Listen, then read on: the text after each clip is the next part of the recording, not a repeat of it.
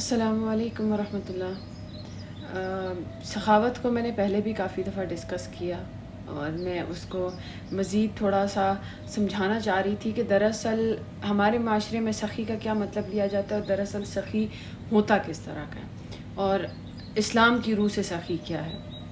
دیکھیں، نبی علیہ السلام کا فرمان ہے کہ غنی وہ ہے جو نفس کا غنی ہو۔ نفس کا غنی انسان وہ ہوتا ہے جس کے پاس اگر 100 روپیہ ہو اور اس میں سے وہ 90 روپے کسی کو دے دے تو اس کو فکر نہ ہو کہ میرا کیا ہوگا۔ نفس غنی ہے، ٹھیک ہے۔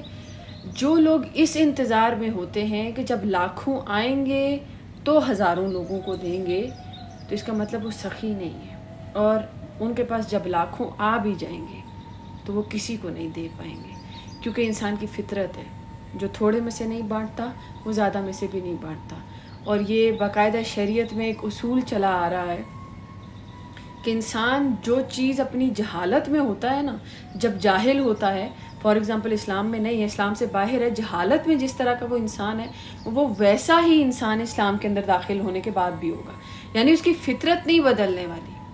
حضرت عمر رضی اللہ تعالیٰ عنہ اسلام میں داخل ہونے سے پہلے ہی اپنی شجاعت، بہادری، اپنی طبیعت کے معاملے میں مشہور تھے کہ وہ اللہ کے کتنے قریب ہیں، کتنے سچے ہیں، ان کے جنم کا وقار کس طرح کا ہے، وہ لوگوں کے ساتھ کتنے ملن نثار ہیں، وہ کتنے انصاف پسند ہیں۔ یہ سب کچھ اسلام میں آنے سے پہلے بھی حضرت عمر میں موجود تھا۔